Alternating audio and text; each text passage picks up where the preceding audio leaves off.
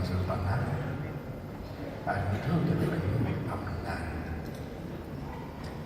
Fa izay miteny amin'ny fiteny tsy fantatra dia tsy miteny amin'ny olona fa amin'Andriamanitra, fa ny fanahy no tenenany zava-miafina ka tsy misy olona manana. Fa izay maminany kosa miteny amin'ny olona ho fampandrosoana sy famporisiana ary fampinoana. Izay miteny amin'ny fiteny tsy fantatra dia mampandroso ny tenany, fa izay maminany kosa mampandroso ny fiangonana. Tiako raha samy miteny amin'ny fiteny tsy fantatra ianareo rehetra, nefa aleo aminany. Fa izay maminany dia lehibe noho izay miteny amin'ny fiteny tsy fantatra, raha tsy manika teny koa izy mba azahoany fiangonana fampandrosoana. Nefa rahalahy, raha mankeo aminareo ka miteny amin'ny fiteny tsy fantatra, inona moa ny zo vitako amin'izany? Vitako aminareo amin'izany raha tsy fanapahana, fahalalana, fanahinana, fotom-pampianarana no itenenako aminareo.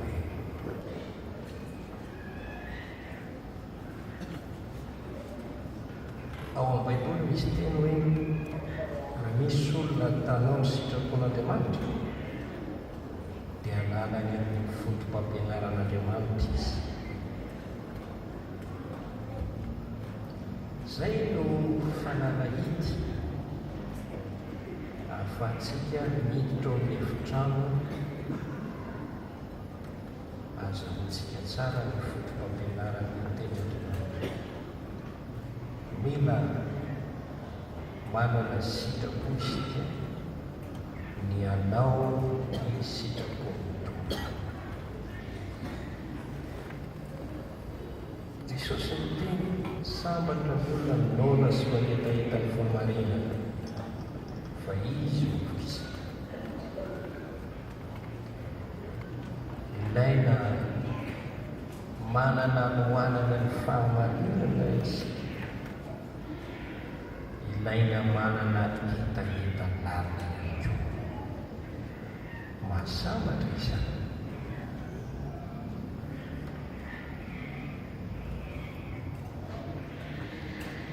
Amin'ity anio ity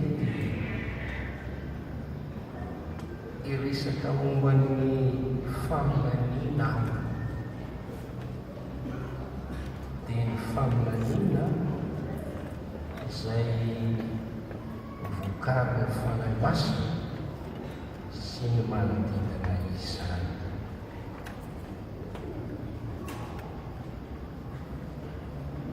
Io no foto-kevitra lehibe ho resako eto anivontsika amin'ity maraina ity. Faminaniana hoe faminaniana.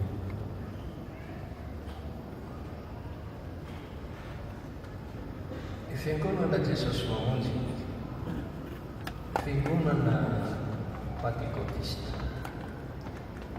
tena mino fanahy masina, mitenitra ny fanahy masina, miankina ny fanahy masina. Efa fantatra izany. Raha nahatsikaritra ianareo fanao resaka teto ny fahitana entin'ny fanahy masina. Marina fa tapatapany ihany izy, tena zava-dehibe izy.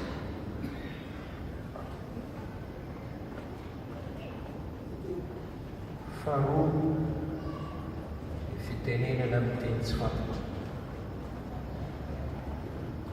Asa ataon'ny fanahy masina ihany koa ho an'ny olona ao anatin'ny fanjakan'Andriamanitra eto anivon'ity zao tontolo ity. Izy efa nandani-potoana nanazavany amin'izay. Ho androany miresaka momban'ny faminaniana. Rehefa mirotsaka ny fanamasina tonga eo amin'ny olona anankiray dia mitondra izy. Asan'ny apôstôly toko voalohany andiny fahavalo.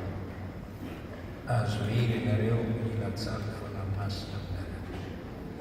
Vavolombelona eto Jerosalema Jody Samary, ilay fila tsara fanamasina dia mitondra hery.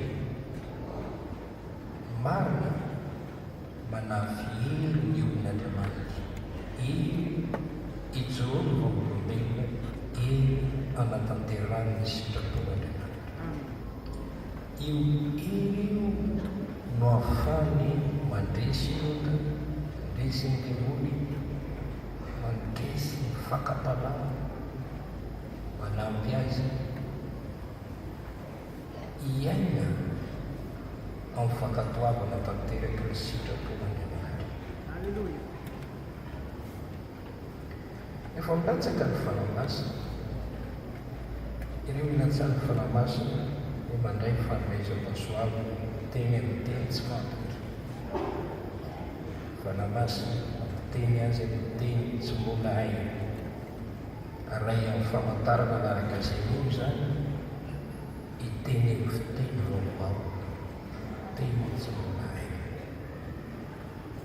Efa milatsaka ny fanamasina dia mahita fahitana, mitondra fahitana, manokatra ny masom-panahy, ahita zavatra tsy tazana maso-mofo. Fa milatsaka ny fanamasina, misy faminaniana. Io resanin'ny tenin'Andriamanitra miasan'ny apôstôly toko faharoa vakiny izao misy ao amin'ny andro farany hoe andatsaka ny fanako amin'ny nofo rehetra ary ny zanak'ananareo zanakavavinareo aminahy.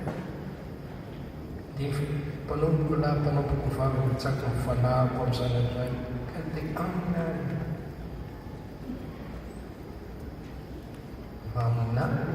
Maminany ahoana? Faminaniana ahoana? Io no azavaiko aminao.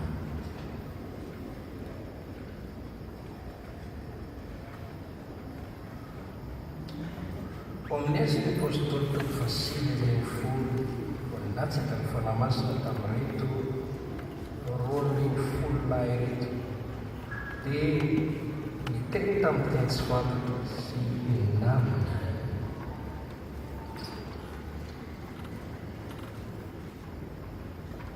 Ianareo o Jesosy natao alala ny zava-miafina ny amin'ny fanjakan'Andriamanitra. Dia raina ny tovy. Ngamba tsy dia mahina ny sasany izany. Nefa hiara-mamaika ianao ilay asan'ny ao amin'ny Korintiana voalohany toko efatra ambin'ny folo izay tiany manao hoe ndiny voalohany mezah mitady ny fitiavana nefa manry fatratra koa ny fanomezam-panahy indrindra fa ny aminany. Manry fatratra ny fanomezam-panahy indrindra ny aminany.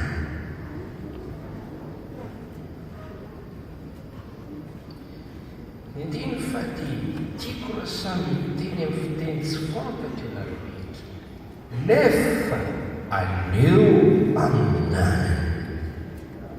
Izay maminany dia lehibe noho izay miteny amin'ny fiteny tsy fantatra. Raha tsy mandika teny koa izy mba azahoany ny fiangonana fampandrosoana. Andiny faharoa folo. Ary toy izany koa ianareo raha fatra-paniry ny fanomezam-panahy izay ampandroso ny fiangonana no tadiavina indrindra.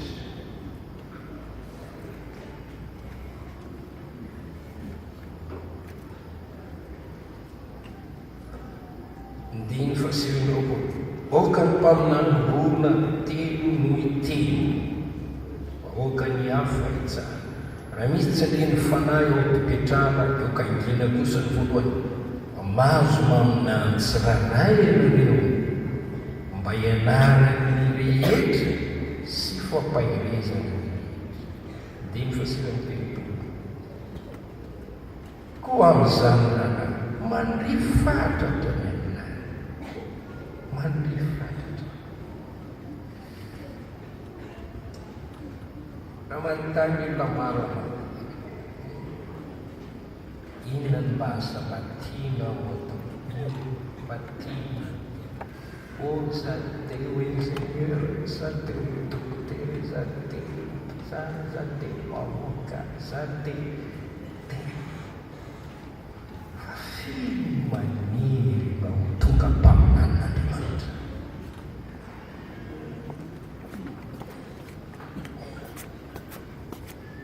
be dia be ny olona tafiditra ao amin'ny fiangonana ary dia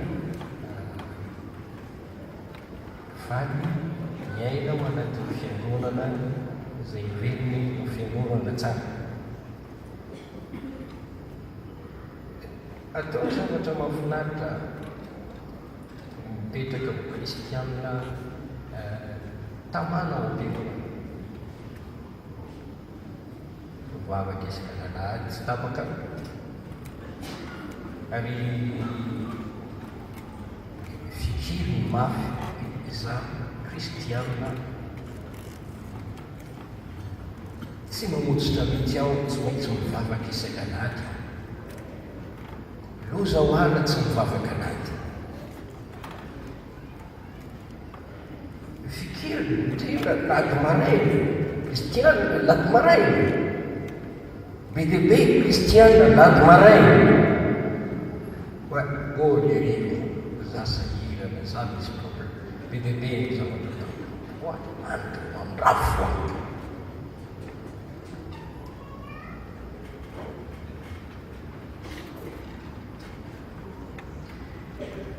na firy-taona maha-kristianina azy na firy-taona ipetrahany eto ambony tany kristianina lady marainy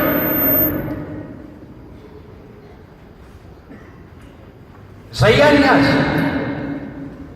ninona fanetanana ninona fampirosiana izy dia mitoetra ho kristianina lady marainy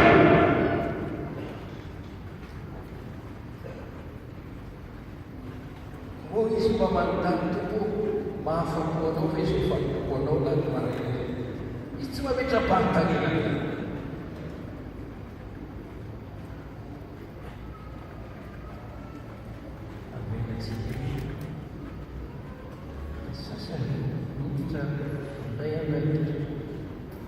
diakôny mandray fanasany dobo mpianatra skolinady o ny fikamanany koaby izy tsy mahetaheta ho tonga lehilahin'Andriamanitra vehivavin'Andriamanitra ho mpaminan'Andriamanitra tsy ao anatin'ny etreny tsy nefa ny baiboly miteny manome fatratra ny aminay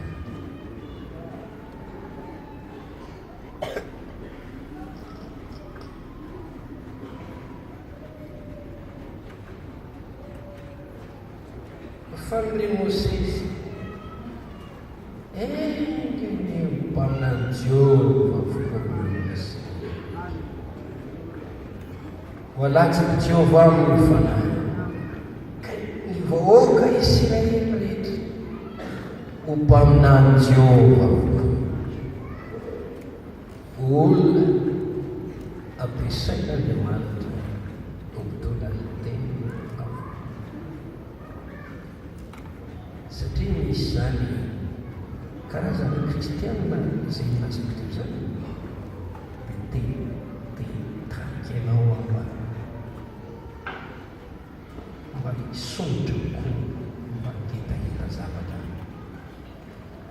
tsara lavitra koa vavaka kristianina mihitsy Mana nafanya hizo swali na pesa hapana.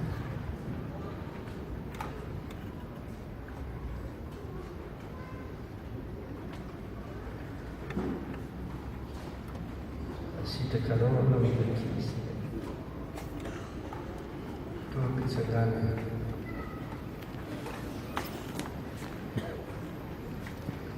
dime ben pulsonda lattalla ku toxicopitsagana dime ben pulsonda lattalla ku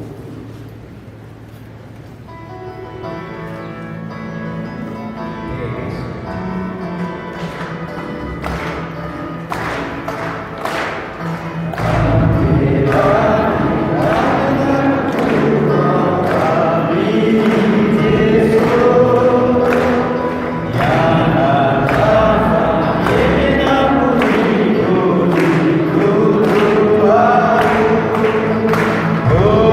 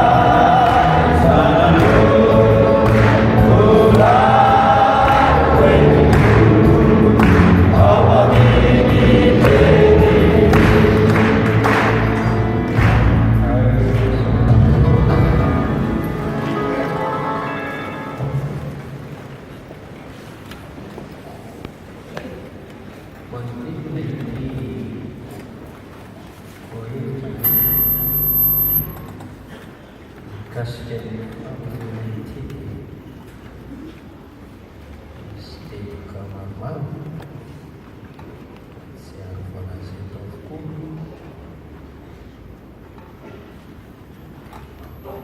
Toy ny hoe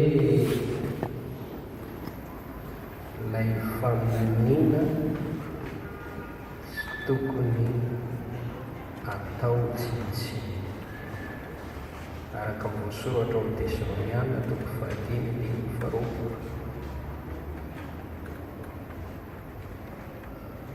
Anankiray koa miasa fanompony mpaminany maro ny mahatonga ny olona iray ho lasa mpaminan'Andriamanitra tomarina tokoa. Teny ho anendry fananarana fampahirezana torolalana fekevitra avy amin'izay lora misy.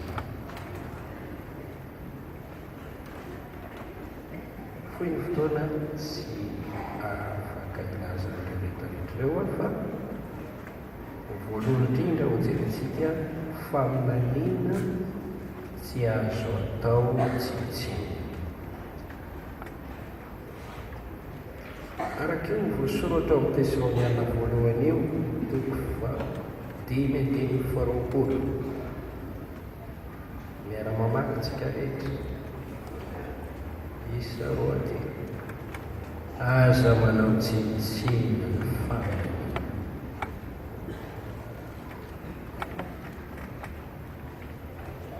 Inona ilay faminaniana ambara eto? Tsy tokony atao tsitsy. Dia hoe ny Baiboly na ny soratra masina no ray ao anatin'izany. Lazaina fa bokin'ny faminaniana ny Baiboly. Avy amin'ny tsindrimandrin'Andriamanitra izy io.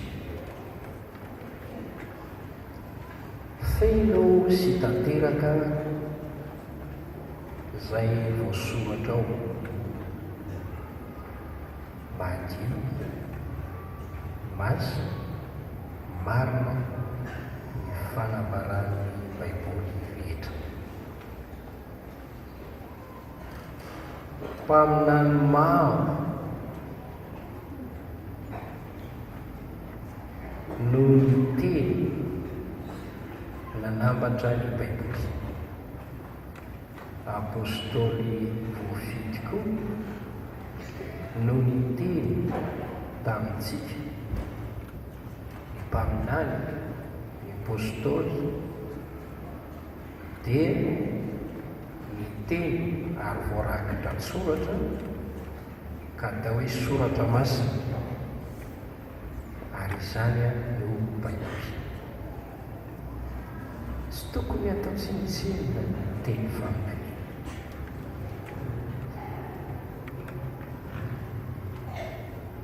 Ny Baiboly boky ny fanahy masina izy io.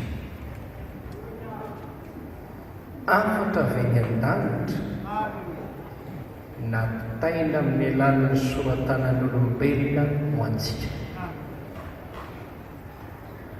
Aza manao tsinitsina ny faminaniana ny Baiboly.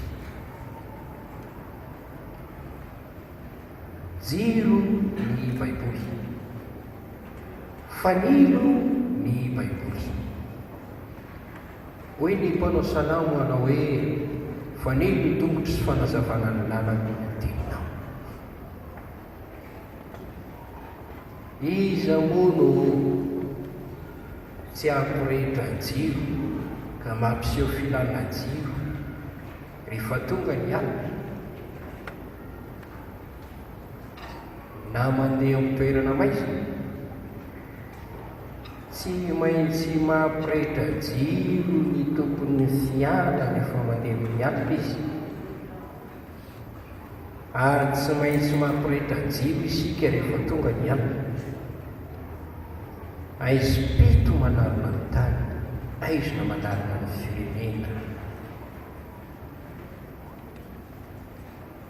Ny tenin'Andriamanitra no jiro,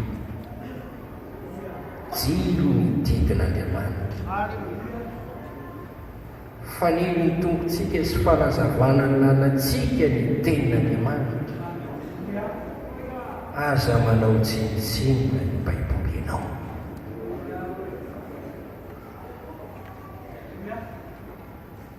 Mety tsy eritreretinao lalina le hoe aizy pito manarona ny tany,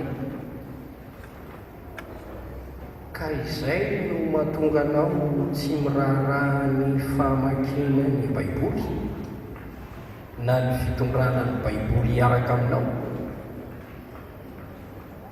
dia tsy mampaninona anao mihitsy na dia tsy misokatra aza ny Baiboly eo anatin'ny ray volana. Tsy mampaninona anao mihitsy ny tsy mamaky ny Baiboly, kanefa dia tsoroko aminao fa endrika ny fanaovanao tsinitsinina ny faminaniana izany.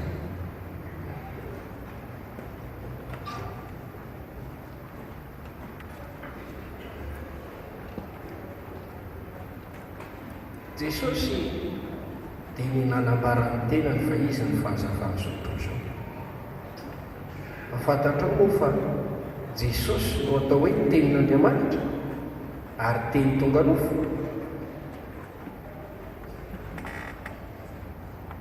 Manambara ny fanambaran'Andriamanitra ho anao io Baiboly io. Misy teny faminaniana marobe ao, teny faminaniana efa tanteraka ny sasany, ary teny faminaniana mbola milaza zavatra ho avy izay andrasana ny fahatanterahana. Aza manao tsinitsinina ny faminaniana. Resaka makio ny Baiboly.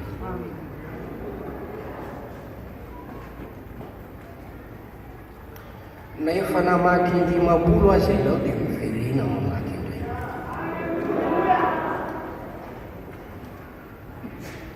Raha teo marina amin'ny fankatoavana ity teny amin'ny Tesaloniana 5:2 ity ianao, izay miteny aminao hoe aza manao tsinitsinina ny faminaniana, dika io, fitsipika io, ary tokony hitoetra ao aminao io tenin'Andriamanitra io, dia tokony ianao ampiseho fitiavana ny Baiboly. Aiza zao ny Baibolinao? Iza tsy manana Baiboly, tsy manana Baiboly. Aiza ny hitako Baiboly?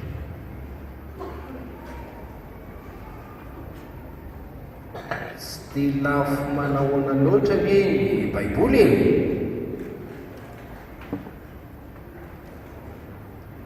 Mihana hoe lafo be pasteur, atsika koa tsy manana. Misaotra an'Andriamanitra fa misy fahalalana ny fivarotana ny Baiboly eto Madagasikara. Any amin'ny mpivaroboky kristianina no ahitana Baiboly.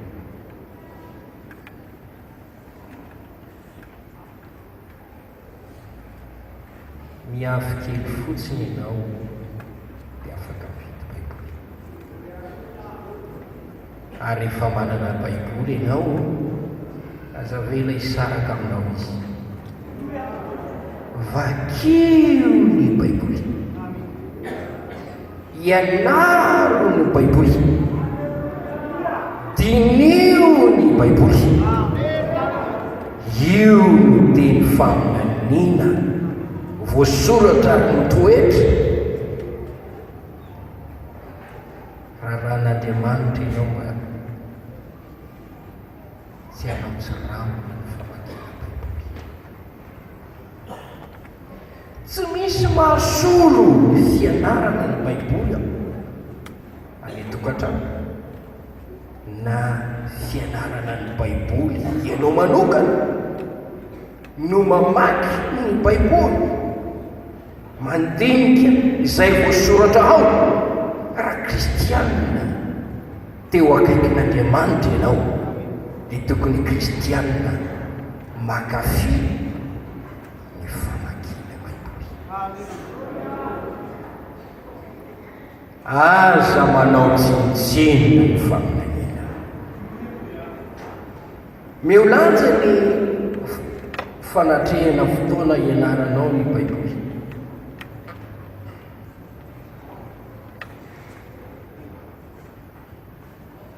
Mama enoy ny DVD, VCD mirakitra ny fotom-pampianarana avy amin'ny baiboly.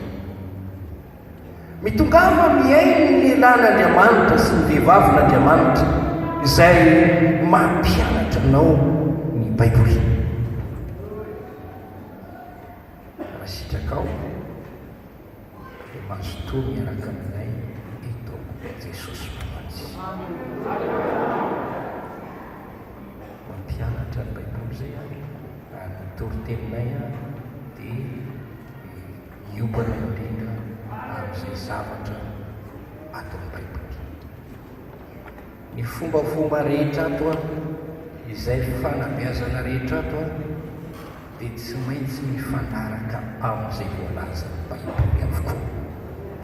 Tsy manao zavatra mifanohatra ny baiboly Jesosy mamonjy, fa zay zavatra ara-baiboly ihany no atao eto, tsy ampino, tsy anesorana izay voasoratra fa ny rehetrarehetra dia manety tena mba hakato ny baiboly. Tika ianao mamaky ny baiboly. Raha mpianatra anao aza dia tozy ianao za be dia be loatra ny devoirako, any alohanao ry baiboly. Raha mpivarotra anao rotoroto be mamonjy ny client sy amin'izao sy zao, any ianao ry baiboly. Mpikarakara tokantrano anao, manambady ianao, manompo ny vadinao sy ny akonanao ianao, any ianao ry baiboly. Tsy mitoetra ny fialatsinao amin'ny antony tsy hamakianao ny baiboly, fa izany fametrapetrahanao ny baiboly izany dia miteraka fahadisoana, eloka sy fahotana ho anao no tsy fankatoavanao ty teny ty, aza manao tsinitsinina ny faminaniana.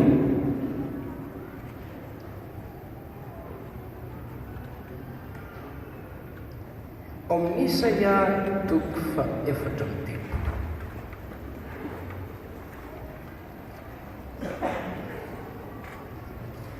Isaia 4:7, indeny 4:10. Izaho ambokon Jehova kavakio, tsy misy tsy ao eo, na diray akory aza, tsy misy na diray akory aza, aza hitady ny namany.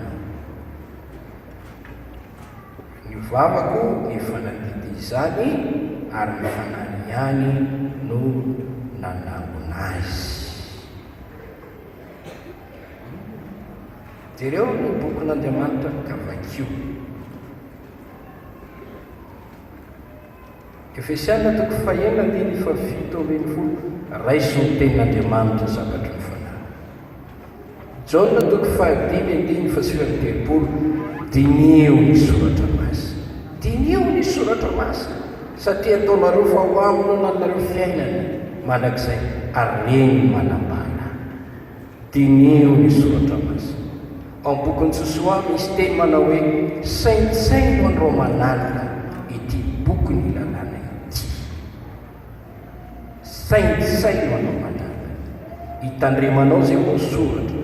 Josoa 1:5, oka tsy ala vavanao ity boky ny lalàna ity ny tenin'Andriamanitra zany, fa saintsaino andreo manaraka mba hitandremanao anao arak'izay rehetra voasoratra eo. amin'izany dia ambinina ny lalànao sady azo fombiazana tsara ianao. Raha misaintsaina ny ten'Andriamanitra ianao, mamaky ianao, mandinika ianao, mitsakotsako, dia azo fombiazana ianao. Izy ambinina ny lalakaleanao.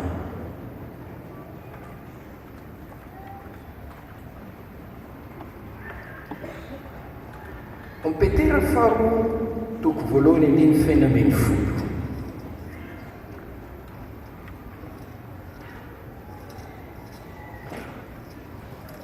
Teraina to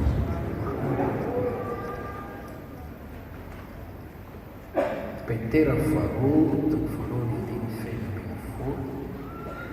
Ditoisantsika fa tsy manaraka izay anganongano ny fon'ny fafetseny saina izahay, raha nampafantatra anareo ny hery sy ny fiavian'i Jesosy Kristy tompontsika, fa efa vavolombelona nahita maso ny fiandrianana izahay, fa nahazo laza maboninahitra tamin'Andriamanitra ray izy, raha tonga teo aminy tamin'ny voninahitra lehibe indrindra ilay feonana hoe ity ny zanako malalako izay sika.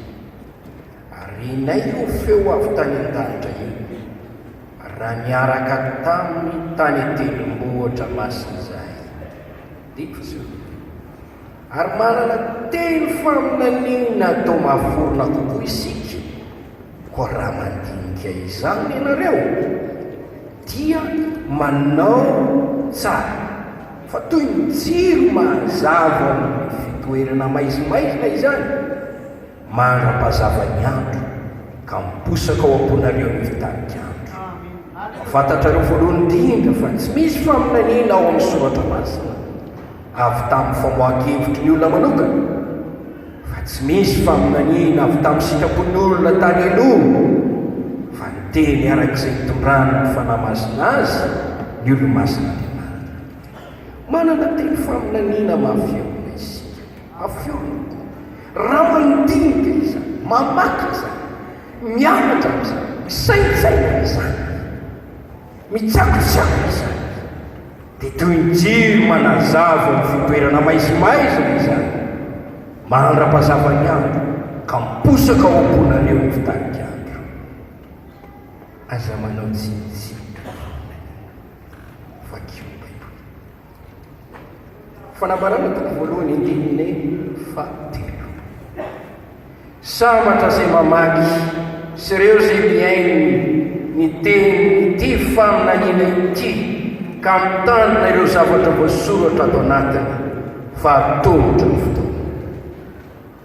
Sambatra mamaky ireo izay miainy ny teny ity faminaniana ity ka mitandrina ireo zavatra voasoratra ao anatiny fa atombotra ny fotoana. Tsy miteny ve izany? Veza atao tsinitsina ny faminaniana, vakio ny boky ny faminaniana, tandremo izay voasoratra ao, manampy ianao izany azy fitahina. Ary ao amin'ny boky ny fanambarana toko faharoa amby roapolo, izao no feteny ny andininy fahavalo ambin'ny folo. Fa izao manambara amin'izay rehetra mandre ny teny faminaniana amin'ity boky ity. Raha misy manampy ireo zavatra ireo, Andriamanitra nampireo loza voasoratra eto anatin'ity boky ity ho azy. Raha misy manaisitra amin'ny teny amin'ity boky ny faminaniana ity, dia ho esorin'Andriamanitra ny anjarany amin'ny boky ny fiainany sy ny tanàna masina ary amin'ny zavatra izay voasoratra ao anatin'ity boky ity. Tombotsoanao ny mamaky ny Baiboly. Hoy aho tombotsoanao ny mamaky ny Baiboly. Aza manao tsirambina ny famakiana ny Baiboly, teny faminaniana. Asan'ny apôstôly toko fahavalo ambin'ny folo, andiny faraika ambin'ny folo.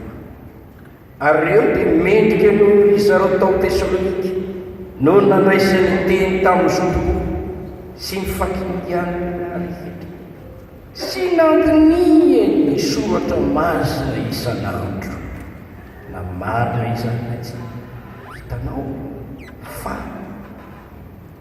nanatombo famendrehana ireto olona ireto izay nazoto tamin'ny fandraisana ny tenin'Andriamanitra ary nandinika ny soratra masina.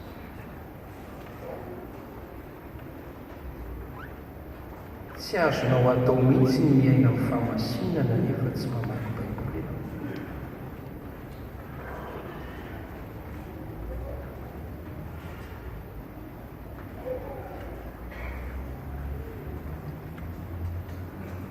Fa inona moa no heverinao asolo ny Baiboly? Boky avy aiza ny loharanon'izany boky izany ary manana tanjona manao iny?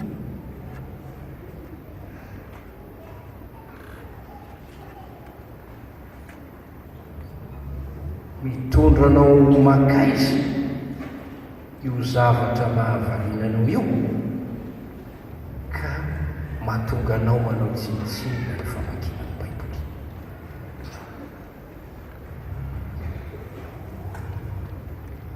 Oharina amin'ny zavatra maro manisa ny soratra masina.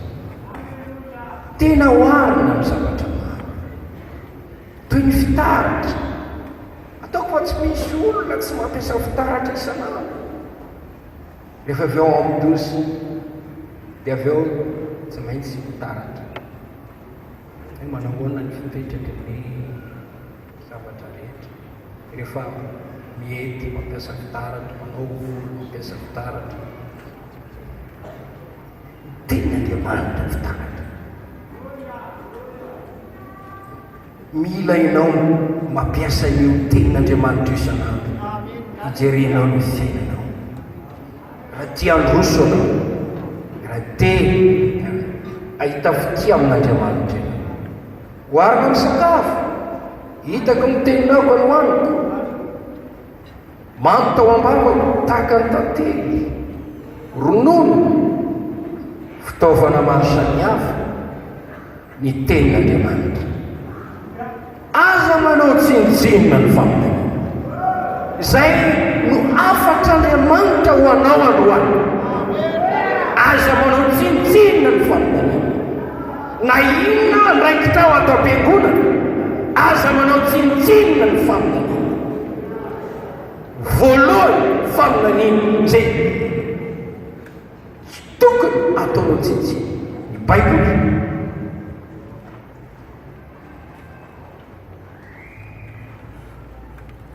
Faharoa,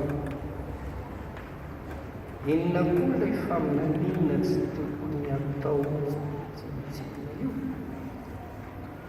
Teny mpaminany izay ampitenenin'Andriamanitra amintsika amin'izao fiainana ankehitriny izao.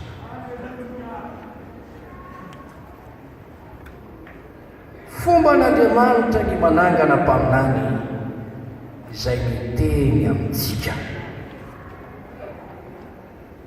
Mahantra ny olona tsy manana mpaminany ary mahantra ny fiangonana tsy manana mpaminany. Misaotra an'Andriamanitra izy, tsy mamela an' Jesosy mamonjy tsy hanana mpaminany Andriamanitra. Fanomezana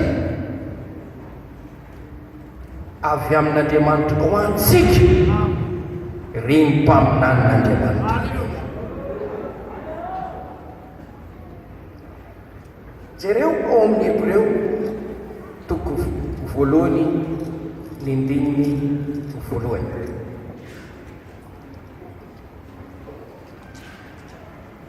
Rehefa nampitenenin'Andriamanitra tamin'ny razana fahiny mpaminany tamin'ny andro samihafa sy fanao samihafa, dia amin'izao andro faran'izao kosa nampitenenany tamintsika amin'izany izay voateny mpandova ny zavatra rehetra, ary izy nahaliana izao tontolo izao. Inona ny zavatra tiako resahana? Fomban'Andriamanitra ny manangana mpaminany izay olona tahaka antsika atsangany ho mpitondra ny teny amintsika, olona ampitenen'Andriamanitra. Reny mpaminany reny dia miteny amin'ny anaran'ny tompo eo anivontsika, satria Andriamanitra no mampiasa azy amin'izany. Jakoba 3:1. Ranako, oka ny mpaminany izay miteny tamin'ny anaran'ny tompo no alainareo fianarana ny fandeferam-pahoriana sy fareta. Mpaminany, olona miteny amin'ny anaran'ny tompo. Ao amin'ny Deuteronomia 9:20, Andriamanitra no manangana azy ireny. Mpaminany no atsangako azy avy amin'ny rahalahy tahaka anao, ka ataoko eo ambava ny teniko ary lazai aminy izay rehetra andidiko azy. Ary zao no iseho izay rehetra tsy hay ny teniko izay ho lazainy amin'ny anarako, zao no anatina izany aminy. Andriamanitra manangana mpaminany. Lioka 4:7. Manana Mosesy ny mpaminany, oka izy iain'ireo. Tantara 2:20. Mitoetra io teny misy teny fikasana io ho an'izay te amin'ny tafatoetra ary te ho ambinina, te ho voatahiry. Dia izao no tenin'Andriamanitra. Dia ny fomaraina koa izy dia niaingana ka ny hevitro tiako ihany, ary no nivoaka izy dia nitsena teo Josafataka menoary Joda sy ny mponina eto Jerosalema. Minoan'i Jehovah Andriamanitra reo dia ho tafatoetra nareo. Mino ny mpaminany dia ampinareo. Mila miaino ny mpaminan'Andriamanitra. Tsy afaka manao tsinitsinina ny mpaminan'Andriamanitra mihitsy ireo olona izay atsangan'Andriamanitra mitondra ny afatr'Andriamanitra eo aminao. Tsy tokony ataonao tsinitsinina mihitsy. Mahasoanao anie ireny asa fanompony reny mpaminany reny. Raha mamaky ao amin'ny Hosea izao no voasoratra. 2:17. Mpaminany no netiny Jehovah nitondra ny Israely nivoaka avy tany amin'ny tany Ezipitra. Mpaminany no netiny nitahiry azy. Hitanao, mila ny fanabian'ny mpaminan'Andriamanitra. Mosesy voaresaka ao anatiny ilay nitahiry ny zanak'Israely ho amin'ny sitrapon'Andriamanitra. Mila n'ilay asa fanompony mpaminany ianao. Ny teny ambaran'ireny mpaminan'Andriamanitra izay ampitenenin'Andriamanitra amintsika ankehitriny ireny, aza manao tsinitsiny ny faminaniana.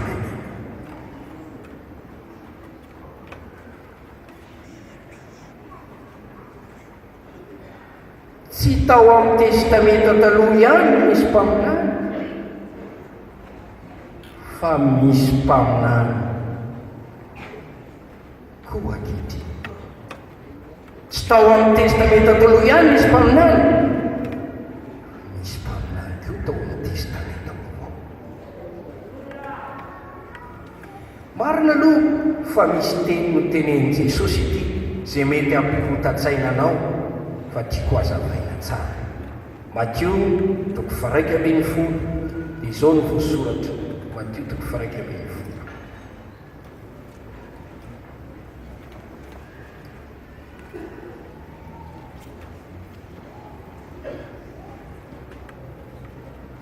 Dimy 17. Fa ny mpaminany rehetra sy ny lalàna dia naminany hatramin'izao. Dia misy mandray hoe foana ny asa fanompony mpaminany, hatramin'izao na izany, fa tsy misy jona ankoatran'izao. Tsy hoy izao fa ilay faminaniana voalaza tany aloha ny amin'ny Jesosy Kristy sy ny amin'njaona izay mpilolarana Kristy dia tanteraka rehefa tonga Jesosy. Lioka toko fefatra amroapolo dia izao indimy fefatra lefapolo dia hoy izy tamin'ny zao no teny nolazaiko taminareo, fony mbola tao aminareo aho fa tsy maintsy tanteraka izay rehetra nanoratana teo amin'ny lalàn'i Mosesy sy ny mpaminany ary ny salamo. Dia nanokatra ny sain'ireo izy hanala ny sotromasy fa tsy midika hoe tsisy mpaminany intsony. Lioka toko faharoa andiny fena amin'ny telopolo ana izao dia voalaza fa mpaminany vavy. Ao amin'ny Matio toko fahatelo amby roapolo andiny faefatra amby roapolo faefatra amby telopolo Jesosy miteny, noho izany indro izao maneraka amin'ny mpaminany sy ny olon-kendre ary ny mpanora-dalàna ho aty aminareo, fa ny sasany hovonoanareo zombonareo amin'ny hazo fijaliana ary ny sasany hokaponareo ao amin'ny sinagoganareo sy enjenareo ny tetovotra. Jesosy io miteny, izaho aniraka ny mpaminany sy ny olon-kendre,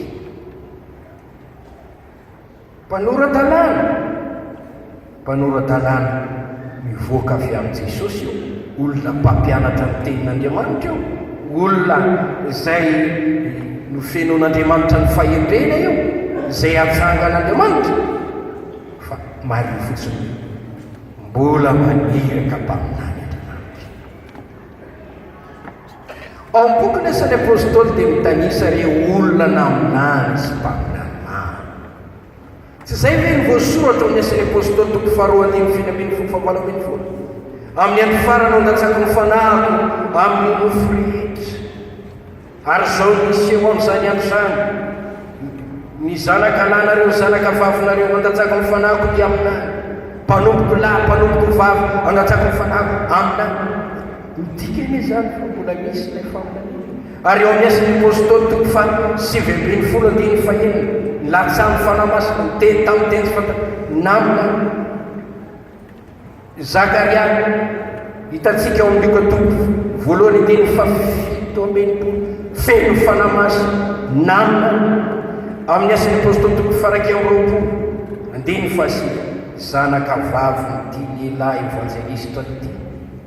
Izany lehilahy izany dia nanana zanaka vavy virjina efatra izay namina misy mpaminany. Tsy nanova izany fomba fiasa izany. Alleluia.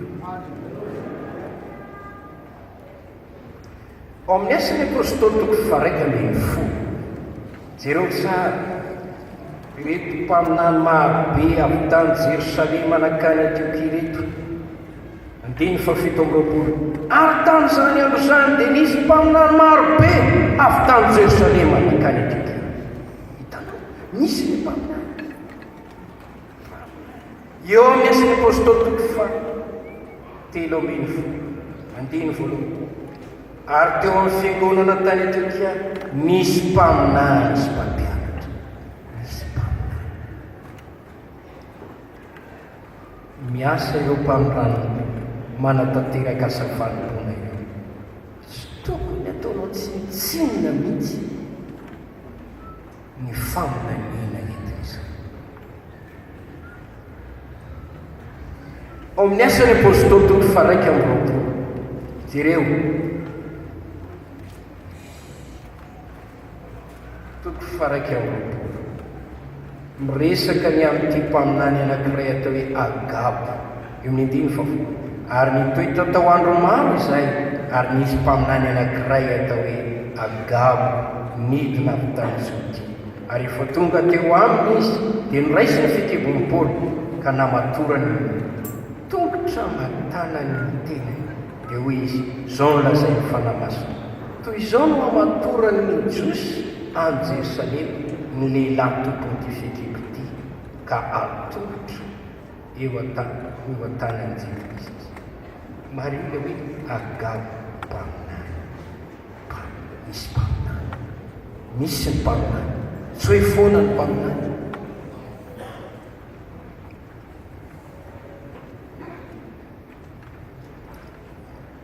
Asan'ny apôstôly toko fahadimy ambin'ny folo. Nindiny faraiky amin'ny telopolo. Ary no nefa namaky izany ny olona dia ny fariny ny fampinonana. Ary satria mpaminany Joda sy Silasy dia namporisika ny rahalahy tamin'ny teny maro ka nampiona azy. Mario misy mpaminany, misy mpaminany. Hoy amin'ny teny aminao hoe misy mpaminany. Dia raha ho Andriamanitra ao amin'ny toko faraiky ambin'ny folo amin'ny asan'ny apôstôly, misy an'ity mpaminany anankiray ity, Agabo. Ary nitsangana ny anankiray tamin'ireny, dia mpaminany maro eo, Agabo ny anarany, dia naseho fanahy masina fa hisy mosary lehibe raha amin'ny tany, ary tonga izany tamin'ny ambiny ity kasiara anankiray ity. Dia mpaminany tamin'reto mpaminany rahalahy maro be reto, dia niteny hisy mosary eo an-tany, milaza zavatra ho avy, hisy mosary ho avy. Dia tanteraka izay. Inona ny tiako tenenina aminao? Misy mpaminany. Ireto apôstôly reto dia naminany ihany koa, Petera, Paoly, John apôstôly. Voaporofo tao amin'ny epistily izay nosorata. Raha mamaky ny epistily nosoratany Petera ianao, dia hitanao fa naminany izy. Any aparany any, isy mpaniratsira, aizany teny fikasany amin'ny vehivavy, dia nilaza ny zavatra ho avy. Paoly any aoriana any, isy zavatra ohatran'izao. John any aparany any, isa maminany izy, nilaza zavatra ho avy izy, dia nilaza zavatra kity tamin'ny fotoanany teny. Misy mpaminany. Esoro ao anatin'ny sainao mihitsy, tsisy intsony zany mpaminany zany, tsisy zany. Tsy ho izy ao anao. Raha mbola misy ny fanahy masina, ka mbola fanahy masina koa ny fanahy masina, ary mbola miasa ny fanahy masina, ka mbola amarinina ny teny hoe Andriamanitra tsy miova, raha nisy mpaminany tany aloha dia misy mpaminany koa ankehitriny.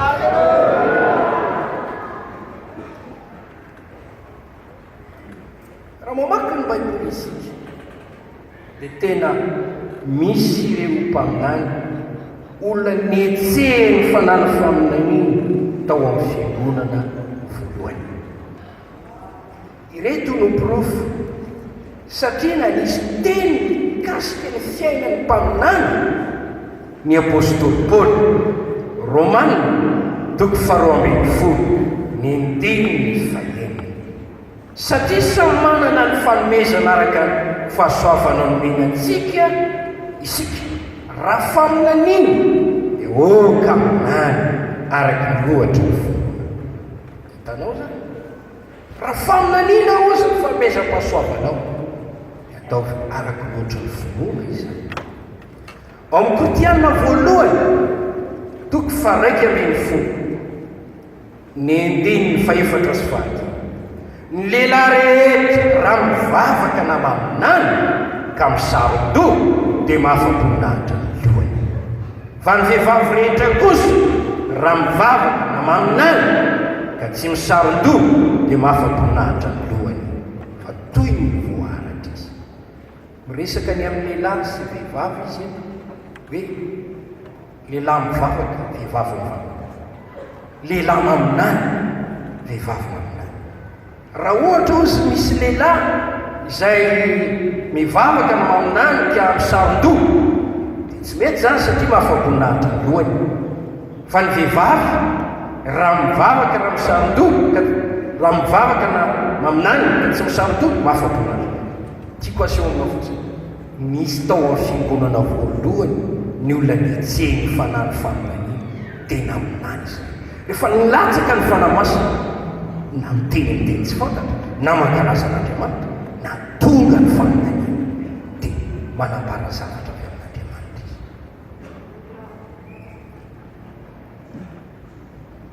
Ary hitantsika amin'ny Korinthiana voalohany toko 7:10 io, matoa Paoly miteny manao hoe maniry fantatra koa ny fanomezam-panahy indrindra fa ny aminany misene zany maninona moa izy napriskany olona no mandrifa ohatratfa zavatra tsy misy ohatrany manadala olona izy raha mitena zany fa izy ny fisiny faminany manry fantatra ny aminany tiako raha sanite nefany eo aminany ny antony dia izao ny andiny faefatra zay miteny amin'ny teny tsy fantatra dia mampandroso ny tenany fa zay maminany kosa mampandroso ny vongola ny andiny fahateny zay maminany kosa miteny amin'ny olo fampandrosona famporisia fampy hitanao ny asany mpaminany miteny zavatra mampirisika izy miteny zavatra mampahiry izy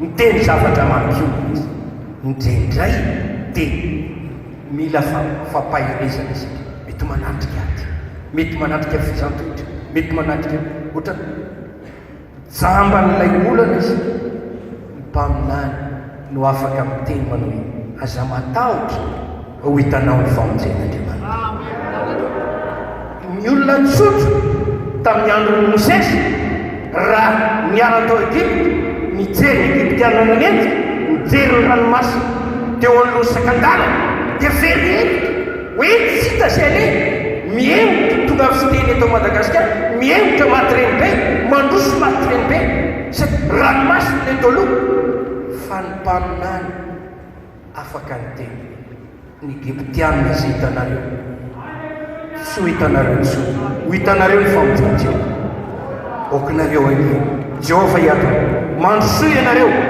fa Andriamanitra zavatra tsy takatra ny sainany nataon'Andriamanitra nandringanany ny Egyptiana le nandehanany zanak'Israely nandeha tany maina dia ranomasina sarakaroa dia tonga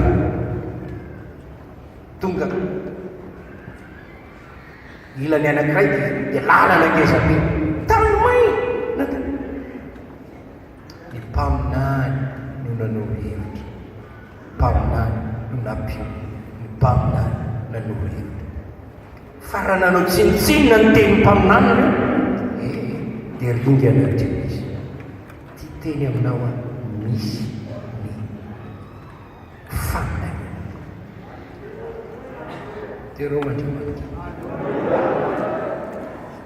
tena misy zany indrindray izy io faminaniana ho anao manokana enao manokana faminaniana ho anisam-batan'olo no tenenan'ilay mpaminan'Andriamanitra zay etseny fanahy faminaniana indrindray ho an'ny ankonanao indrindray ho an'ny fiangonana ray manontolo indrindray ho an'ny firenena ray manontolo indrindray ho an'ny zao tontolo zao mihitsy mpaminany raha ny tena isy mosary rahatany faminaniana le zany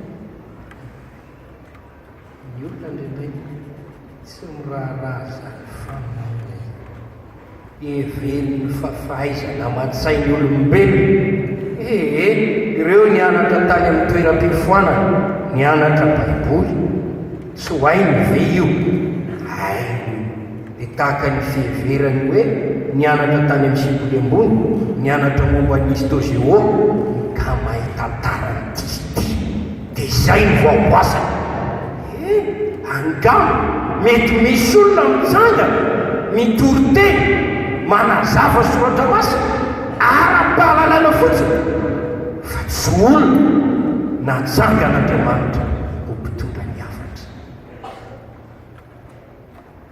miteny aminao a misy mpaminany etseny fanany faminaniana mitondra ny hafatra Andriamanitra ny fiainanao ifantanao mihitsy mitoroteny ndray ohatra nisy ny tantara niny momba ny fiainanao voakasika mihitsy ianao nefa indray dia mbola lanyano rainao mantany izany ny tantara ny fiainako tany tsisy ny tantara ny fiainanao fa Andriamanitra no mahita ny ataonao miteny aminao mifantana mampafantatra anao aza manao tsinitsinina ny aza manao tsinitsinina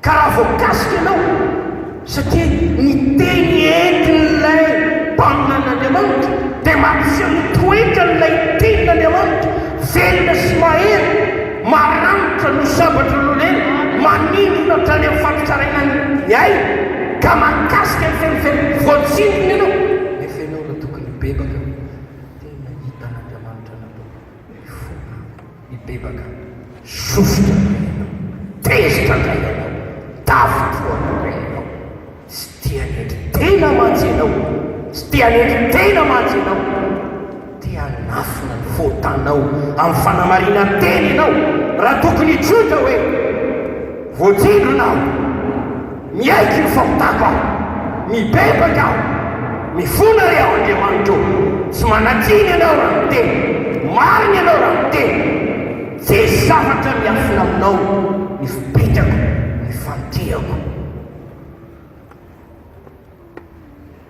rasakasakao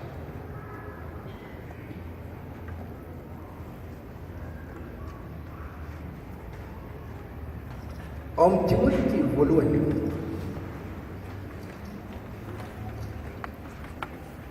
toko voalohany 9:20 zao anak'izao dia atolotra anao reto zanako araka ireo faminaniana natao fahiny aminao ireo mba hoentinao miady tsara ireo nisy faminaniana manokana avy amin'Andriamanitra ho an'ny Timoty etrehitra hoe angamba ilay fanosorana azy lehiben'ny Paoly zany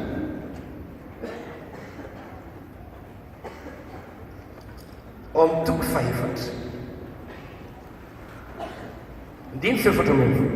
aza manotrambina ny fanomezana zay ao anatinao zay nomenanao tamin'ny faminaniana mba amin'ny fametrahana ny tanany izay zany zavatra izany eo ary dia mikelesa aina mifatratra amin'izany mba aseho amin'ny olona rehetra ny fandrosoana misy faminaniana manokana ho an'ny Timoty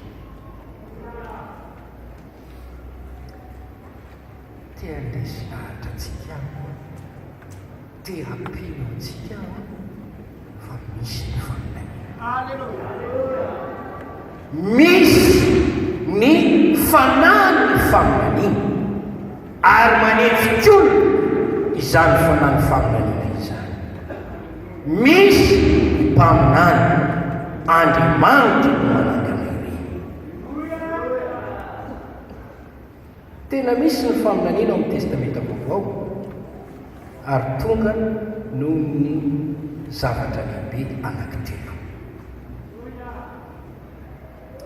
ny batisa ny fanahy masina dia mitondra faminaniana araka io hitantsika amin'ny asan'ny apôstôly toko 2 ny 9:11 fa izao ilay nampilasaina anjoela mpaminany hoe izao no iseho amin'ny andifarany hoe Andriamanitra ndatsaka amin'ny fanako amin'ny nofo rehetra aho ary ny zanaka anareo sy ny zanaka vavinareo aminany diny fa mpanomboky lahy ny mpanomboky vavy natsako ny fanahako amin'izany andro zany dia aminany asan'ny apôstôly toko 9:11 nilatsaka ny fanahy masina na aminany ireo hitanao misy ilay faminaniana dia raha ho Andriamanitra tsaka ny fanahy masina feno ny fanahy masina efa feno ny fanahy masina ao amin'ny fanahy ohatra Lioka toko 1:7 dia feno fanahy miasina Zakaria ray ka dia namina hoe namina lay fafinoany fanahy masina dia mitondra zavatra maro ny hoe mitory teny dia tsy hoe olona miezaka andahateny na mianatra ny kabary tsy fa rehefa feno ny fanahy masina dia Andriamanitra manokatra manao dia miteny ianao zay tian'Andriamanitra feno ny fanahy masina dia nanomboka ny teny arak'izay tia ny fanahy masina Samuel miteny fa nany Jehova no mampiteny azy lay fanan'Andriamanitra mameno koriny ao anatin'ilay mpanompon'Andriamanitra nalana vavy satria tsy ho voafatotra hoe ho lehilahy ihany ny mpaminany fa misy koa mpaminany vava be dehibe ao amin'ny baiboly olodao ohatra mpaminany vava mpanompoky lamo mpanompoky fa ngatsako ny fanavy amina tsy afaka maminany amin'ny eritsainao ianao fa tsy maintsy tonga ao anatin'ny fandraisana ny batisa ny fanamasina ianao feno ny fanamasina ianao vao mivoaka ny fantany voaka ny fantany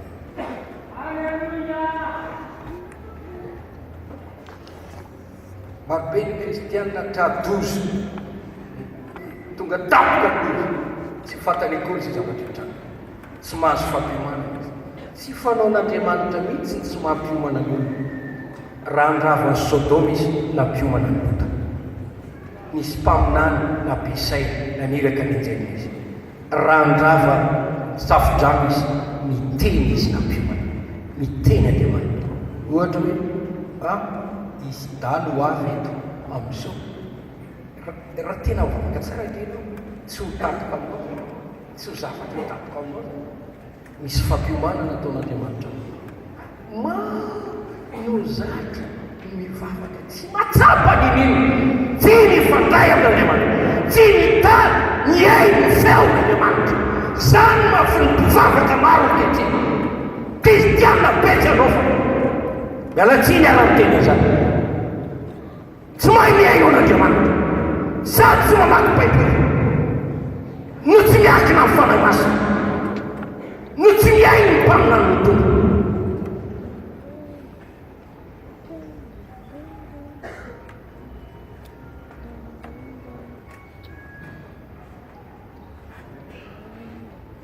ilaitsika le batisa ny fanahy masina raha miteny manry fatratra ny aminany ahoana na tonga anao amin'izany mila mandray ny fafenoan'ny fanahy masina ianao zay mahatonga ny tena hoe tsy amke tsy ampatanjana fa ny fanako Jehova tompony maro raiso ny fanahy oko feno ny fanahy masina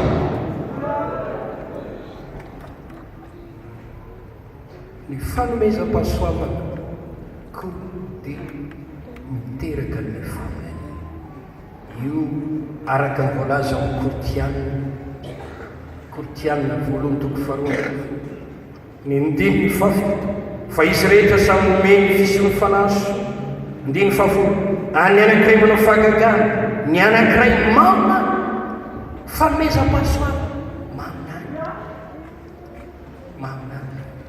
maminany le rahalahy maminany lay anabavy tsy avy aminy io satria ny tenin'Andriamanitra dia miteny ao amin'ny Petera zay mivaketsika teo Petera faharoa zay miteny mazava tsara amintsika ao amin'ny andininy faharoapolo fa fantatra le voalohany indrindra tsy misy faminaniana ao amin'ny soratra masina avy amin'ny famaakevitry n'olona manokana tsy misy faminaniana avy tamin'ny sitrapon'olona tany aloha fa miteny arak'izay mitondran'ny fanahy masina azy ny olo masina tsy avy aminao io aiza moa natakaranao zavatra hitranga aiza moa tsy malala ianao f'Andriamanitra no mahafantatra ary ny fanan'Andriamanitra no mahalala dia miteny ianao arak'izay mitondran'ny fanahy masina fanomezam-pahasoavana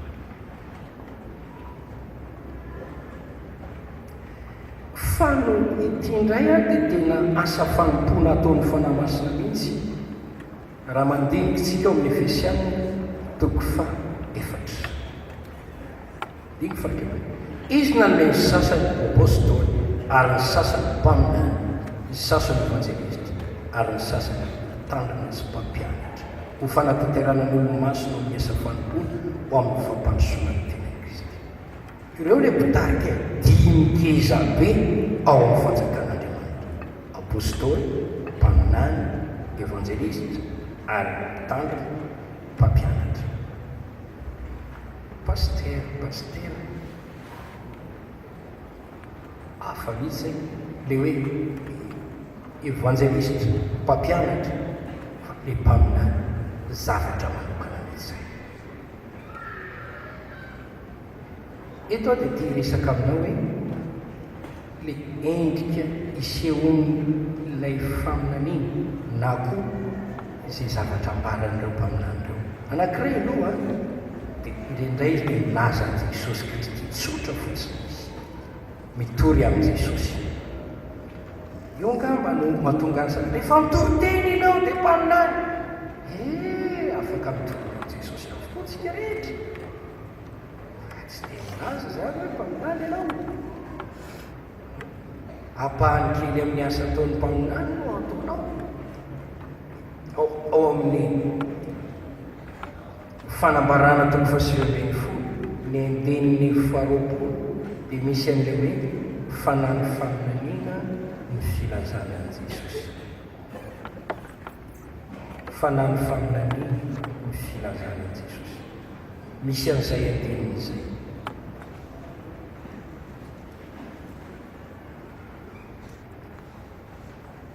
Andininy fafo dia ny akoka teo alohan'ny tongony aho mba hivavaka ary hoy izy tamiko tandrena aza manao izao mpanompo namanao ihany aho namanao ihany aho sady naman'ireo rahalahinao izay mitana ny filazana an' Jesosy Andriamanitra ihany avanao fa ny filazana an' Jesosy ny fanany faminay tsy laviny io fa mitory an'i Kristy isika ho avy Jesosy ho avy izy aka ny fiangonana ny amiko maka le teny ato fotsitsika dia mampita an'izany satria tsika efa nianatra ny fotom-pampianarana ny fiangonana Jesosy dia teny vezana mpaminany ianao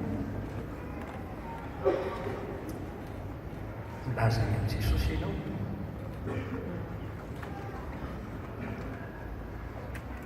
indraindray dia milaza zavatra iseho amin'ny mponina eran-tany izy mpaminany io ao amin'ny asan'ny apôstôly vakitsika teo toko faraika ambin'ny folo ny andiny fa fito amby roapolo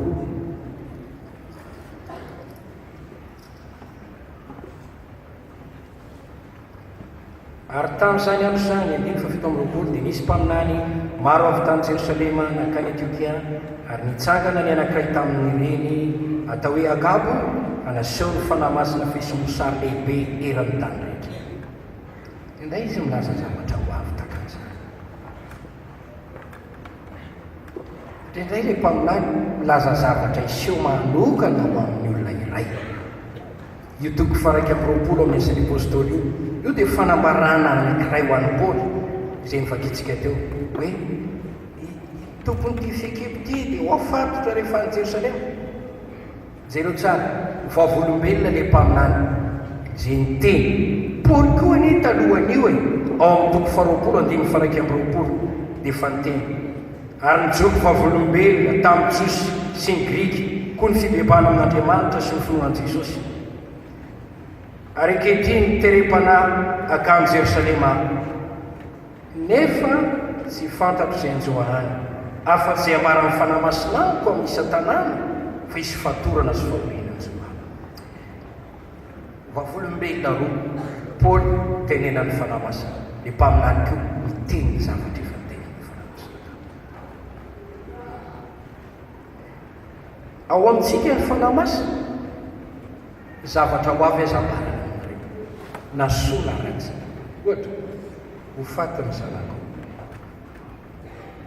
mety ampomanin'Andriamanitra ianao hoe ho faty amin'ny zanako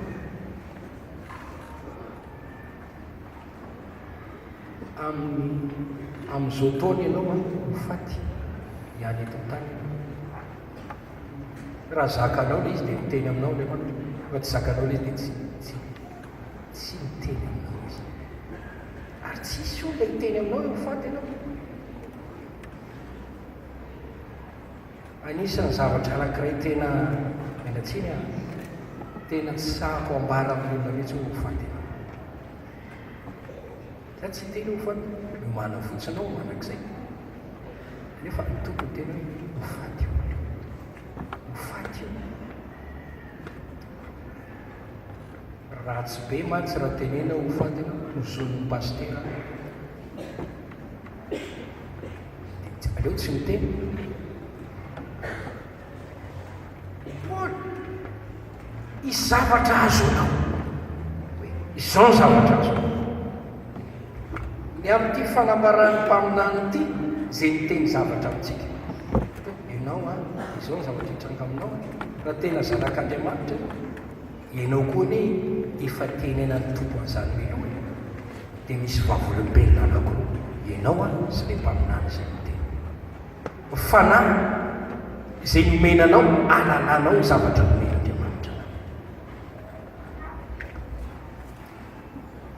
mila mitandrina kely ny mpitovy mety ho nytiresaka teny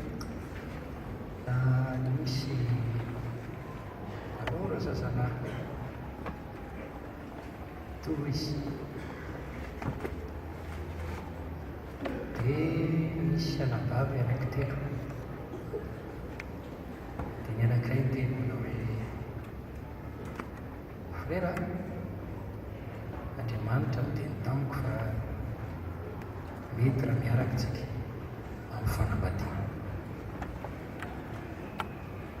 dia niteny koa ny anankiray hoe fanamasina teny tamiko fa ianao ny frera ny vatako nasako hoe niteny koa ny hoe ianao ny frera ny vatako aminao hoe Andriamanitra nampiteny an'ireo ankizy vavireo dia hoe le frera matotra be izy tsy mbola niteny tamiko Andriamanitra izy fa ianao ny vatako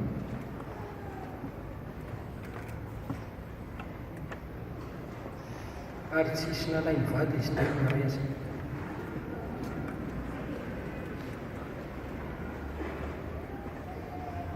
mety ivadika koa zany zazavavy anankiray dia hoy le frera teninao hoe efa mivavaka fa ianao mihitsy no anjarako dia tonga koa ny anankiray hoe dia ianao mihitsy no anjarako dia hoe Andriamanitra ho miteny taminy fa izy zaho no anjarako dia mikorotana amin'izany loanao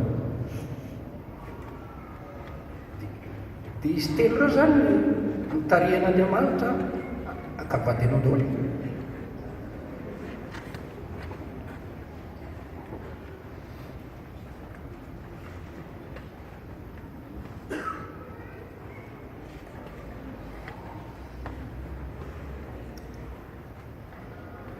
angamba tsy fanamasina no miteny fa ny filany dia tianao izy dia niteny nofinao raha mba io mba vatiko tena tiako izy io raha mba io mba vatiko satria ianao mieritreritra an'izany dia mety nanofy azy koa anao tena nanofy azy mihitsy ary confirme mihitsy le izy avy amin'Andriamanitra mandainga ny devoly ara-pamitako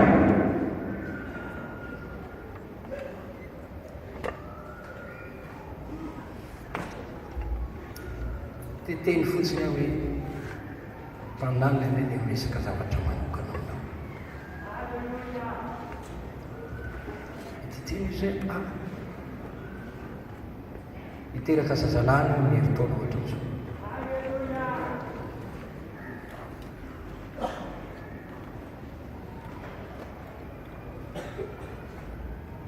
ny mpaminany laza zava-miafina ao-po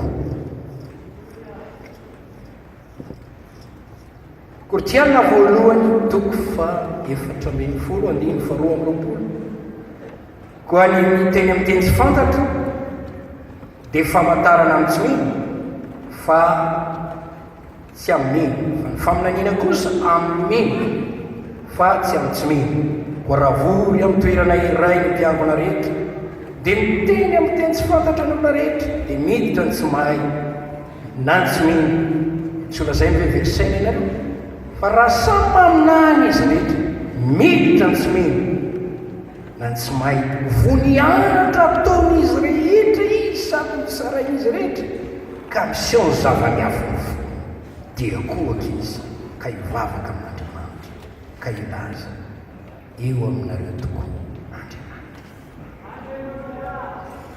laza zava-miafina dia reo ny tompo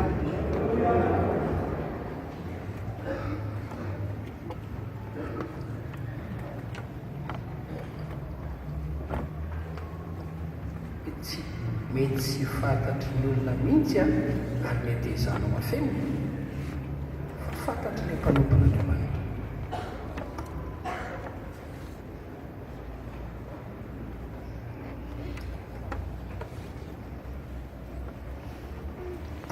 nanafina dia hiazo fantatry elisa foana izy, nanafina ianany azo fantatry peterana izy, zava-miafonofonao.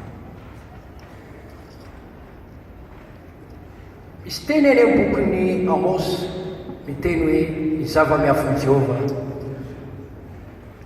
dia aseony mpaminany mpanompony, aseony mpaminany mpanompony ny zava-miafon Jehova. Zavatra ngiza be zany, ary hitadiavana olona mahazaka an'izany, mahazaka an'izany, ho ia hoe mahazaka an'izany, mahalala zava-miafina izany. Ao amin'ny Koritianina 1:7-4 ny 2:5, ary dia manana fanomezany faminaniana zany, ary mahafantatra ny zava-miafina rehetra sy ny fahalalana rehetra. Fanomezany faminaniana no ahalalana ao zava-miafin'Andriamanitra raha izay ny zava-miafina izay misy ihany koa.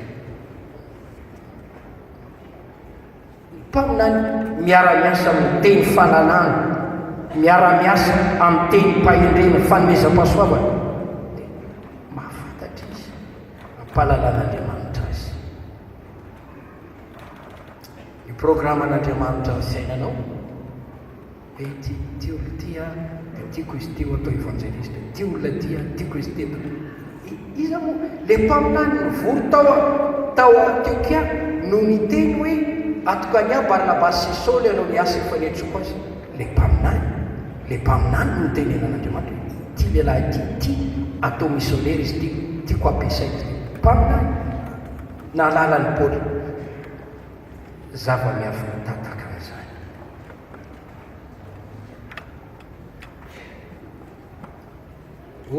Ilaitsika izany. Ao amin'ny bokyny Luka 7:7-10 miresaka ny amin'i Jesosy hoe mpaminany lehibe mety amintsika. Amin'ny 7:9-20 ka hatramin'ny 7:20 io Jesosy mpaminany lehibe io dia milaza n'ilay vehivavy tao Sikara hoe aiza ny vadinao, efa nanambady ny dimy ianao, zao ianao, tsy nisy tako izy tsoy na miafina. Eo izy hoe mpaminany tokoa ianao, nambaranao tamiko ny zavatra rehetrarehetra izay nataoko sy ny fomba fiainako. Misy eo le zavatra tako, voatsara n'le teny ianao, ary ahitin'le teny, manana anjara ibebaka ianao, na manana anjara iodina tsy iaina.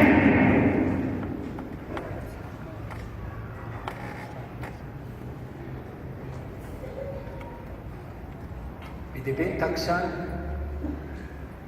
Elia nampahafantarin'Andriamanitra ho sory rano eo mpanjaka, ho sory Elisa, mpaminany idimena, mpaminany milaza teny mampahery sy mampiona. Hitantsika amin'ny asan'ny apôstôly nataony Joto, mpaminany Silasy sy Joto namporisika ny rahalahy maro tamin'ny teny maro izy. Mpaminany miteny fampahiresana, fampandrosoana.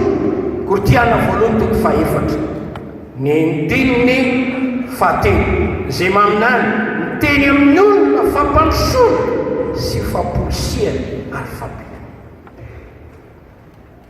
Mpaminan'Andriamanitra miteny zavatra mampandrosoanao, miteny zavatra mampahery anao, mampijaka anao izy, tsy hoe mibatibaty anao izy.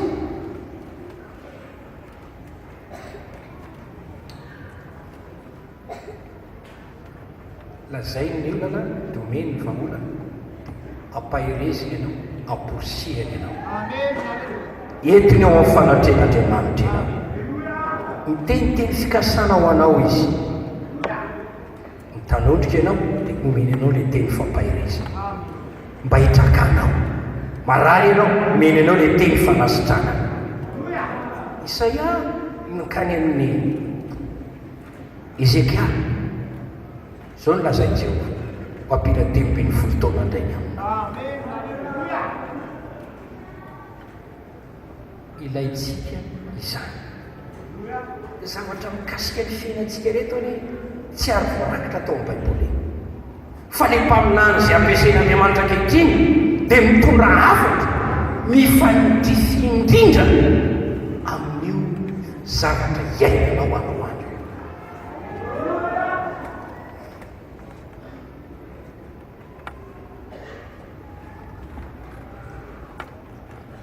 Jesosy Kristy le mpampianatra sy mpitao filazantsara ary mpanasitra mpamoaka devolo mpanao fagakana efa koa izy dia tena voalaza fa mpaminany lehibe. Rehefa tonga ao amin'ny asa fanompony mpaminany ilay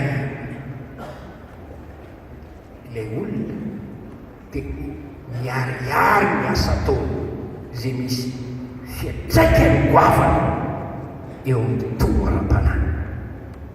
Sady mpitoro filazantsara izy, mpampianatra soratra masina izy, mpandroka devolo izy, mpanao fangagana izy, no manala ny zavatra rehetra tsy mpino.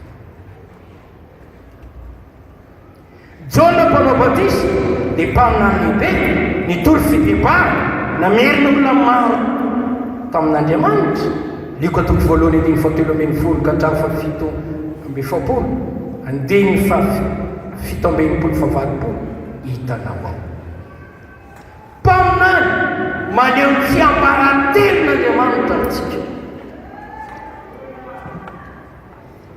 Mba tianao ve izany? Sarotra ny mamantatra ny sitrapon'Andriamanitra amin'ny zavatra rehetra. Matoa ny tenin'Andriamanitra hoe mivoaha ny fanavaozany saina mantarana ny sitrapon'Andriamanitra zay tsara samy akasitrahana no maro. Aiza mono alalanao fa sitrak'Andriamanitra ny andehananao mifindra monina makany orinabo?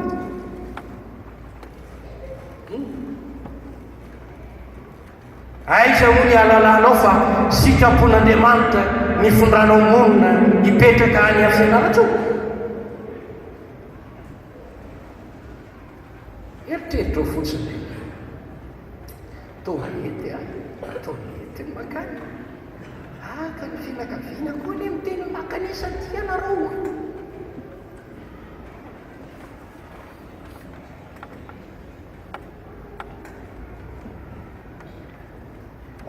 Nefa dia nday mandeha amin'ny fahitana to metimety any matoa ny baiboly miteny miova afa amantarana reo ny sitrapon'Andriamanitra. Tsara sady kasitra ahoanao koa ny alalanao fa io lehilahy mangatabady anao io no voatetin'Andriamanitra ho vadinao? Efa nialiena fanao any dia tsisy parpeto sitra ny aia mahazo taranaka nefa ranomaso fiazanao.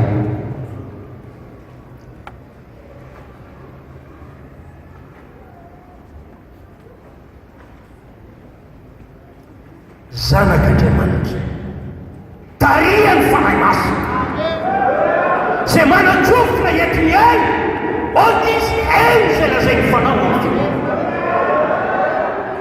maro benibe tsy mahay manaiky ny fitarihany fanahy masina tsy mahay miaino an'Andriamanitra.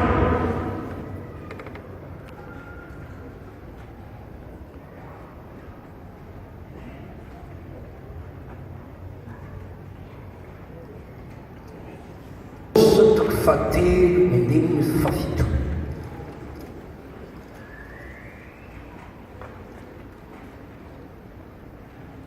tsy hanao na inona tokoa Jehova raha tsy manambara ny heviny manambara ny zava-miafiny amin'ny mpaminany mpanompony.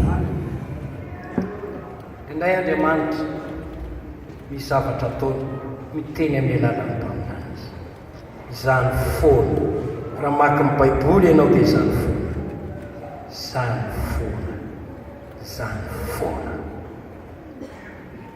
ity misy fanazavana tiako asabe taona ataoko ampianama zay hoe misy ny faminaniana. Baiboly miteny aza atao tsinitsinina ny faminaniana. Sitrapon'Andriamanitra dia hotoizako indray amin'ny manaraka mba ho takatry ny sainao tsara ny amin'ilay hoe faminaniana.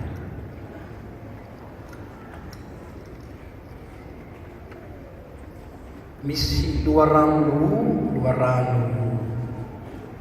telo ny faminaniana misy. Avy amin'ny nofo. Zany avy amin'ny nofo zany dia tsy avy amin'Andriamanitra. Olona ny miezaka maminany, mampiasa ny saina, mamina vina ara-tsaina. Hoe hitanao le fandrosoan'ny teknôlôjia, malala ny olona manao hoe angatsika be ny andro, misy orana be, zareo mpiasa météo malala izy. Psykôlôjia etc fandalinana masona avy amin'ny nofo mamina vina. Ahoana moa tsy alalana manao hoe ngamba hivady reto olona reto, to iry anankiray ry to miraiky pity amity hivady dia za ve dia miteny hoe maminany aza tsy faminanina zany. Za mandinika amin'ny saiko no mahatonga an'izay fahalalana zay. Mety ho disy mieritreritra, mety ho disy le faminanina avy amin'ny nofo mahatonga ny olona hoe amin'ny anaran'i Jesosy zao ho tagniny ianao raha rakopana ny tsodrano. Nefa tsisy tanteraka na iray azy. Avy aminy zany, avy amin'ny nofo tsy mahasonin'iny. Misy koa avy amin'ny devoly. Ny bisikety, olona manao tsinjin-javatra, le vehivavy manao tsinjavatra miteny tamin'ny solo manao hoe rapitso anao dia akaty amiko, dia tonga tany maty koa solo na tany. Tsy dia voateriny hoe lainga daholo ny zavatra teneny devoly. Tenay marina. Raha miteny izy hoe zanak'Andriamanitra Jesosy, zanak'Andriamanitra tokoa ny Jesosy. Nampiasai ny verset hoe izay didina jeny miaro anao, miaro matsotamo. Marina ny le verset. Ary zay mila tandremantsika amin'ny feo tonga ao an-tsay, feo teneny ny vatinao,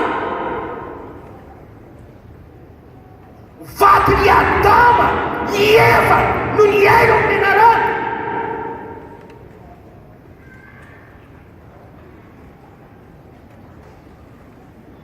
Satria voafitaka izy. Vatin'ny Abraham no niteny tamin'ny Abraham, vadio ankizy vavitsika eo mba hanananao zany. Ny aino ny Sara Abraham.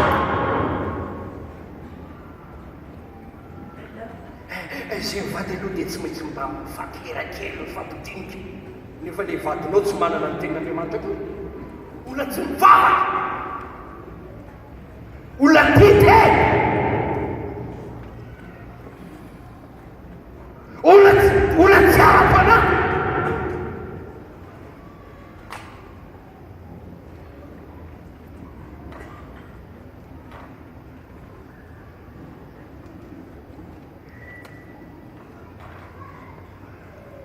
Iverenako raha mbola mety fotoana ny amin'izay lafin'izay dia miteny ny tenin'Andriamanitra. Aza mino ny fanahy rehetra, za toetra ny fanana avy amin'Andriamanitra eny atsy. Fataro ny zavatra rehetra azony mafy zay tsara. Fa lay loharano anankiray dia ny fanahy masina. Izy dia izy ihany no manome faminaniana, tsy misy alina, tsy misy fitaka avy amin'Andriamanitra. Rehefa mivavaka tsara ny lelan'Andriamanitra, amin'ny andro farany mandatsaka ny fanahiko amin'ny vorehetra, mpanomboko lahy, mpanomboko vavy, mandatsaka ny fanahiko, dia aminany izy ireny.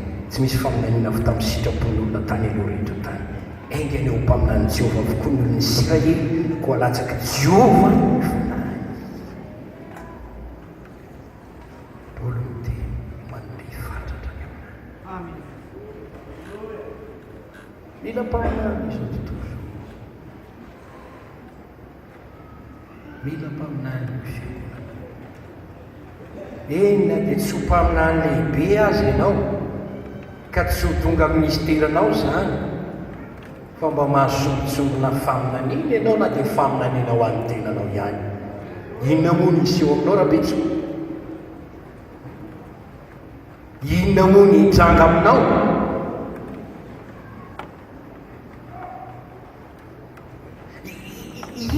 Inona no programan'Andriamanitra aminao? Maro isika no manery an'Andriamanitra, anao izay tiantsika atao fa tsy izay tsy inona ny tian'Andriamanitra atao. Meo antia Andriamanitra, meo antia, raha tsy menao antia dia tsy amiko anao.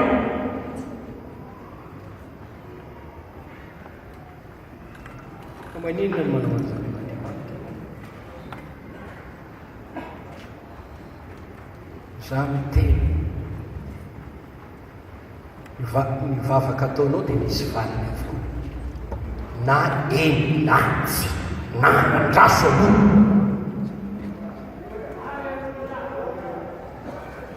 Mety eny avy hatrany dia azonao le izy, mety andraso aloha mbola mitaky faharetana sy misy zavatra amboarin'Andriamanitra aminao, na mety hoe tsia tsy natao anao zany ny zanako, mba manana hevitra izay averina anao aho, hevitra tonga fiadanana fa tsy osa. Ny anjaranao dia mifaly mandrakariva ao amin'ny tompo amin'ny lalana izay hitorany ianao, satria ny zavatra rehetra miara-miasa ahasoa izay tian'Andriamanitra. Ary hoy ny Baiboly hoe misaorana Andriamanitra amin'ny zavatra rehetra. Vavah Andriamanitra ame fanomezam-pahasoavana mba ho mpaminany. Engany ho mpaminany Jehova avokoa. Ny olon'Israely, ny olo mavonjolentry, mpitory an'i Kristy, na dia le teny sotsony, mitondra teny fampinonana ho an'ny rahalahy, mitondra teny fampahiresana ho an'ny rahavavy, mitondra teny famporisena. Mba inona ny teneninao rehefa miteny ianao? Mampandroso ve sa mandatra sy mampihevitra ny hafa? Ianao no mahalala izay teneninao. Baiboly miteny oka tsy hainako ny vavanareo miteny maloto fa teny misy azahoany izay rehetra miaino fahasoavana fampandroso. Izany fiangonana misy mpaminan'Andriamanitra izany, mandroso izany, mitombo izany, misy fanatrehan'Andriamanitra izany. Halleluja. Izany koa andeha hira isika, eto ianao sokafy tompony masonay, alalanao ny omponay. Eo am-pitsanganana firanakely talohany teo, eto ianao tsangana isika rehetra tompoko.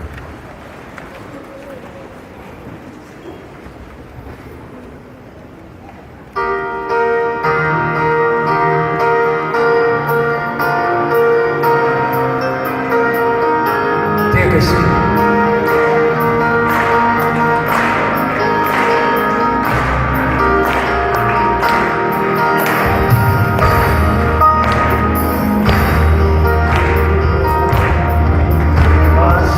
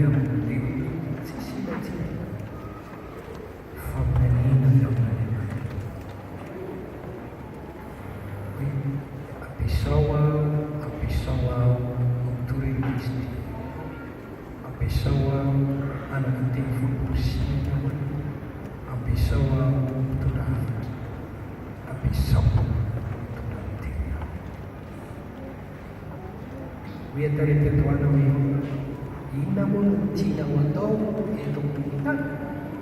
Inona no tianao andaniana ny taona iainanao raha mangataka hiverina valopolo taona ianao? Misy sorafina ao anatin'izay. Tianao olaniana minona moa?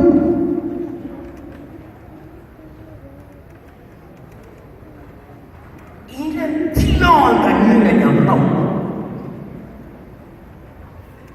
Raha mino ny fisian'ny lanitra ianao, mino ny fisian'ny valosoa iambatiny ianao, inona no tianao andaniana ny androm-piainana?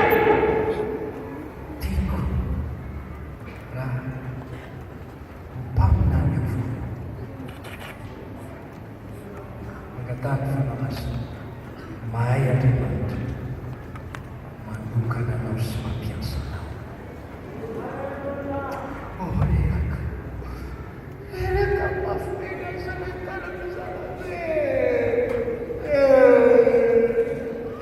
Tsy mamavaka, tsy mampitsiovena, tsy mamaky baiboly no miasa nofo.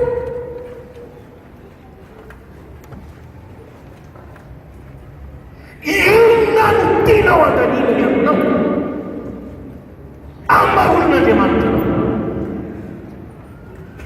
Vavahana eo fantatra